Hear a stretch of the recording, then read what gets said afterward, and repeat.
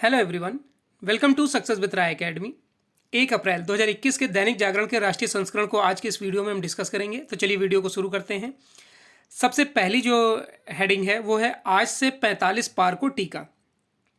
देखिए, जिस तरीके से भारत में कोरोना के केसेस बढ़ रहे हैं, नया स्ट्रेन पाए जाने की इसमें संभावना जताई जा रही है। आपको पता होगा कि पहला जो जो सेकेंड लहर मानी जा रही है वो सबसे पहले पाई गई थी ब्राज़ील में, ब्राज़ील के बाद ब्रिटेन में। तो ब्रिटेन ने तो सख्ती से लॉकडाउन इसे दोबारा लगाया था अपने कंट्री में जनवरी से और फरवरी के पहले वीक तक। तो उसमें कुछ वहाँ पर रोकथाम हुई थी। अब उसी क्रम में अगर देखा जाए तो भारत में भी दूसरी लहर आ चुकी है। हालांकि न्यूज़ को इसमें दबाया जा रहा है और केसेस अब लगातार बढ़ रहे हैं। जितने केसेस स्टार्टिंग में इंडिया में निकल रहे थे उससे कहीं ज़्यादा अब इसमें केसेस निकल रहे हैं। यानी कि रोज़ का अगर हम देखें तो 60,000 से ज़्यादा केस अब आ रहे हैं। मौतों की भी संख्या लगातार बढ़ती जा रही है। सबसे जो खराब स्थिति है वो है महाराष्ट्र, पंजाब, मध्य प्रदेश की। हालांकि कल भी आपने न्यूज़ में दैनिक जागरण का जो न्यूज़ देखा होगा उसमें भी यही बताया गया था। और अभी तक जो इसमें टीकाकरण किया जा रहा था कोवैक्सीन का, उसमें सबसे पहले 60 वर्ष से ऊपर के उम्र के व्यक्तियों को टीकाकरण किया जा रहा था। उसके बाद सबसे पहले फ्रंट लाइन वर्कर्स और जो पुलिसकर्मी, स्वास्थ्यकर्मी ये सब थे, उनके बाद 60 से ज़्यादा, उसके बाद 45 उम्र से ज़्यादा के लोग जो गंभीर बीमारियों से ग्रसित थे।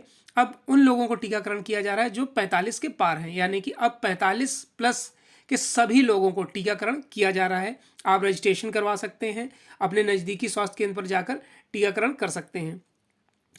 कोरोना वायरस के खिलाफ टीकाकरण अभियान का एक और चरण गुरुवार से शुरू हो रहा है। इसमें 45 साल से अधिक उम्र के सभी लोगों का टीकाकरण होगा। इससे पहले बुधवार को केंद्रीय स्वास्थ्य सचिव राजेश भूषण ने टीकाकरण अभियान की मौजूदा स्थिति, उसकी गति और आगे की तैयारियों की समीक्षा की है।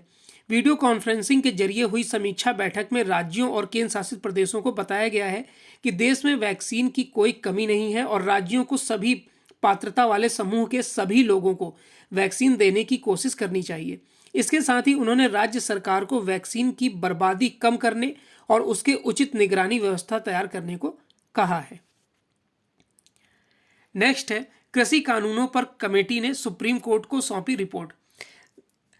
जैसा कि कृषि कानून का विरोध हो रहा था, उसके बाद सुप्रीम कोर्ट ने इसमें खुद संज्ञान लिया था और सरकार को लताड़ा था। उन्होंने बोला था कि सरकार इसमें कोई जिम्मेदारी क्यों नहीं ले रही है, और इसमें खुद सुप्रीम कोर्ट ने 3 सदस्यीय कमेटी बनाई थी और कहा था कि इस पर अब फैसला सुप्रीम कोर्ट की जो कमेटी है वो एक रिपोर्ट देगी, उसके बाद लिया जाएगा।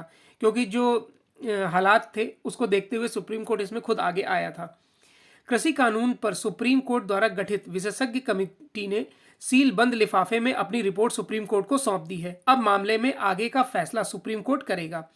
प्रधान न्यायाधीश S.A. बोबड़े 23 अप्रैल को सेवानिवृत्त हो रहे हैं, लिहाजा मामले की सुनवाई उससे पहले होने की संभावना है। बुधवार को कमेटी के सदस्य अनिल धनवट ने दैनिक जागरण को बताया कि कमेटी ने 19 मार्च को रिपोर्ट सुप्रीम कोर्ट को सौंप दी है। उन्होंने कहा कि सुप्रीम कोर्ट के आदेशानुसार कमेटी ने संबंधित पक्षों से बातचीत करके रिपोर्ट सौंपी है।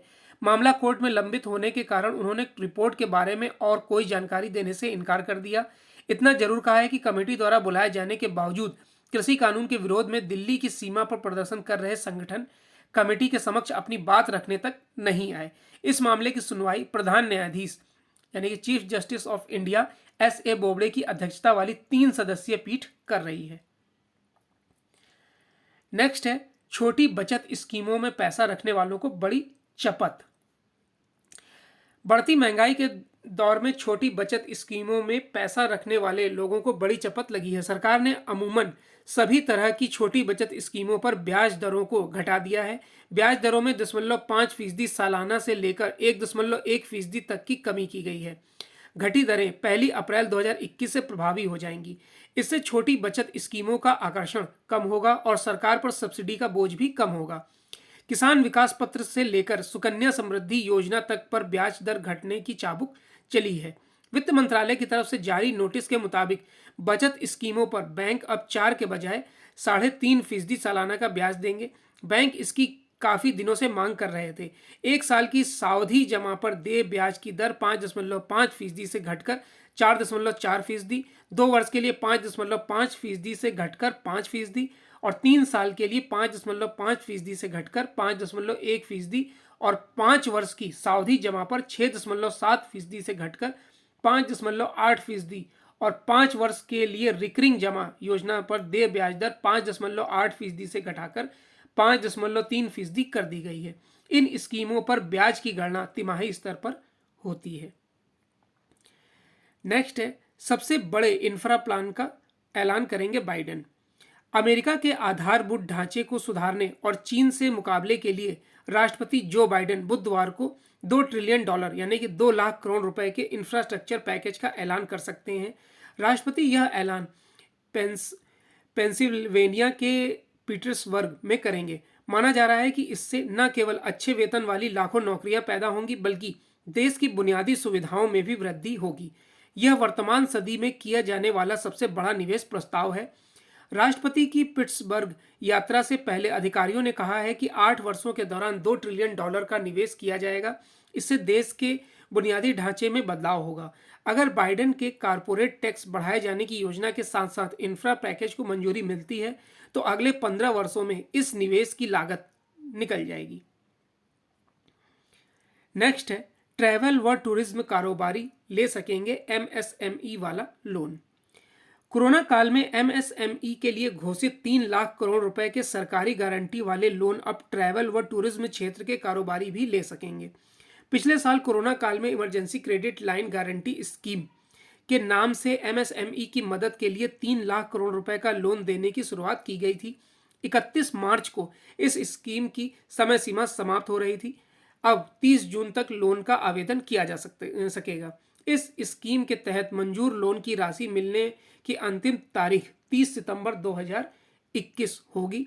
वित्त मंत्रालय के मुताबिक अब ECLGS यानी emergency credit line guarantee scheme के तहत हॉस्पिटैलिटी, ट्रैवल, टूरिज्म, मनोरंजन क्षेत्र से जुड़े कारोबारी संस्था भी लोन ले सकेंगे।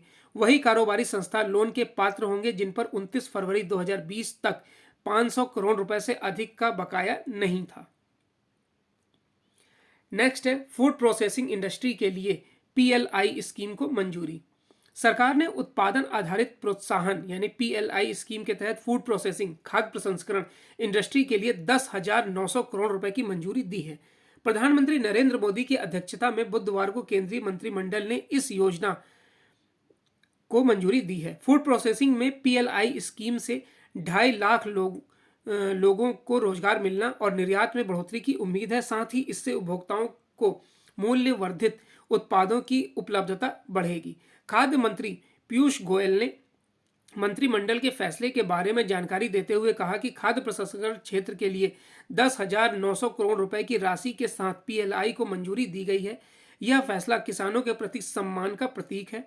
सरकार का प्रयास है कि बढ़ती वैश्विक मांग के बीच देश के खाद्य प्रसंस्करण सेक्टर को नई ऊंचाई तक पहुंचाया जाए। सरकार का कहना है कि इस स्कीम का उद्देश्य फूड मैन्युफैक्चरिंग कंपनियों को बढ़ावा देना है। नेक्स्ट है आर्टिकल एडिटोरियल पेज में पहला आर्टिकल है तेजी से खिसकती ममता की जमीन। ये पॉलिटिकल आर्टिकल है तो इसे हम डिस्कस नहीं करेंगे। नेक्स्ट है दूसरी हरित क्रांति की रूपरेखा और ये आर्टिकल लिखा है भारतीय कृषि अनुसंधान संस्थान के जल प्रौद्योगिकी केंद्र में परियोजना निदेशक प्रोफेसर मान सिंह ने। पिछले दिनों प्रधानमंत्री ने विश्व जल दिवस के अवसर पर कैच द रेन अभियान की शुरुआत की है। इस मौके पर उन्होंने केन बेतवा को लिंक नहर से जोड़ने के कदम का भी उल्लेख किया है। कैच द रेन यानी हर बूंद को सहेजने सरीखे अभियान इसलिए आवश्यक हो गए हैं क्योंकि भारत में विश्व का सिर्फ 2.4% भौगोलिक भूभाग और करीब 4% जल संसाधन है। इनकी मदद से देश विश्व की 17% जनसंख्या की सारी आवश्यकताएं पूरी करता है। यह बात ध्यान देने योग्य है कि हमारी कुल खेती योग्य भूमि का आधा से भी कम हिस्सा ही समुचित सिंचाई सुविधा संपन्न है। बाकी खेती योग्य भूमि वर्षा पर निर्भर है।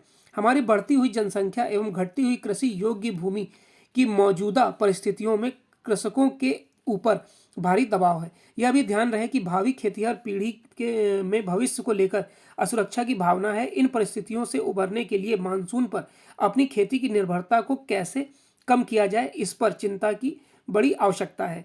इस कड़ी में केंद्र और सभी राज्य सरकारों को विज्ञानियों के साथ मिलकर कुछ ऐसा करना सोचना होगा कि देश की लाखों हेक्टेयर कृषि योग्य भूमि स्वस्थ मृदा सिंचाई एवं समुचित जल निकासी सुविधा से संपन्न हो जाए।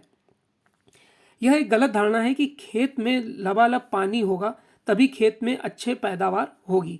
दूसरी हरित क्रांति को सफल बनाने के लिए एक आदर्श सिंचाई एवं जल निकासी का संजाल कैसा होना चाहिए, इसकी रूपरेखा तैयार है। सिंचाई एवं जल निकासी तंत्र का मूल तत्व मानव शरीर में विद्यमान सीरा एवं धमनियों के संचालन पर आधारित है।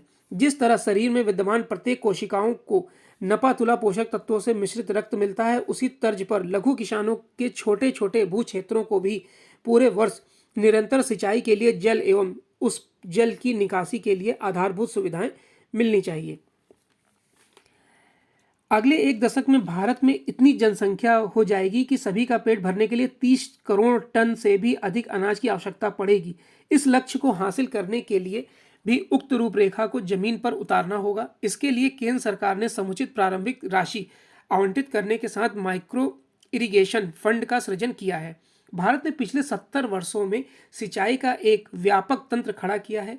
सिंचाई की सुविधा के मामले में हम विश्व में प्रथम स्थान पर हैं, लेकिन इस तंत्र के विधिवत रखरखाव में हम उतने अच्छे नहीं हैं। इसमें प्रधानमंत्री कृषि सिंचाई योजना के माध्यम से और प्रगति करनी होगी। नेक्स्ट है महामारी का मुकाबला। कोविड महामारी का मुकाबला करने के लिए आज से शुरू हो रहे 45 साल से अधिक आयु के सभी लोगों के टीकाकरण का अभियान सफल हो और कम से कम ज़्यादा से ज़्यादा लोगों को टीका लग सके, इसकी जितनी चिंता केंद्र और राज्य सरकारों को करनी होगी, उतनी ही उन्हें भी जो टीका लगवाने के पात्र हैं। यह आवश्यक है कि 45 साल से ऊपर के सभी लोग टीका लगवाने में तत्परता का परिचय दें। यह ठीक नहीं है कि कुछ लोग टीका लगवाने के मामले में देखो और इंतजार करो की नीति पर चलते दिख रहे हैं। इसका कोई औचित्य इसलिए नहीं है क्योंकि टीकाकरण शुरू हुए 3 माह हो चुके हैं और अभी तक 6 करोड़ से अधिक लोगों ने टीका लगवा भी लिया है। एक अनुमान है कि देश में 45 से 60 साल की आयु वालों की संख्या करीब 34 करोड़ है। यदि केंद्र सरकार की अपेक्षा यह है कि राज्य सरकारें अपने यहाँ के सभी पात्र लोगों को 2 सप्ताह के अंदर टीका लगवा दें, तो फिर उसे उन्हें टीकाकरण केंद्र बढ़ाने के लिए कहना चाहिए। खुद राज्य सरकारों को भी यह देखना चाहिए कि क्या निजी क्षेत्र के और अस्पतालों को टीकाकरण की सुविधा दी जा सकती है। कम से कम महाराष्ट्र, पंजाब, तमिलनाडु जैसे जिन राज्यों में कोरोना संक्रमण के मामले अधिक संख्या में मिल रहे हैं, वहां 45 से कम आयु वालों के टीकाकरण की संभावनाएं टटोली जानी चाहिए। नेक्स्ट है कोहली वनडे रैंकिंग में शीर्ष पर और बुमराह खिसके। भारतीय कप्तान विराट कोहली बुधवार को यहां जारी आईसीसी की वनडे रैंकिंग में बल्लेबाजों की सूची में अपने शीर्ष स्थान पर बरकरार है, जबकि तेज गेंदबाज जसप्रीत बुमराह गेंदबाजों की सूची में एक पायदान खिसककर चौथे स्थान पर पहुंच गए हैं। कोहली ने इंग्लैंड के खिलाफ पहले और दूसरे वनडे में 56 और 66 रन की पारियां खेली थी, जिसके उनके 857 अंक हो गए हैं। बुमराह इंग्लैंड के खिलाफ सीमित ओवरों की सीरीज में नहीं खेले थे, जिससे वह एक पायदान खिसक गए हैं और गेंदबाजों की सूची में 690 अंकों से चौथे स्थान पर पहुंच गए हैं। तो ये आज का 1 अप्रैल 2021 का दैनिक जागरण का राष्ट्रीय संस्करण था। आई होप आपको वीडियो अच्छा लगा होगा। अगर आपको वीडियो अच्छा लगा हो तो लाइक और शेयर कर दीजिएगा। वीडियो देखने के लिए धन्यवाद।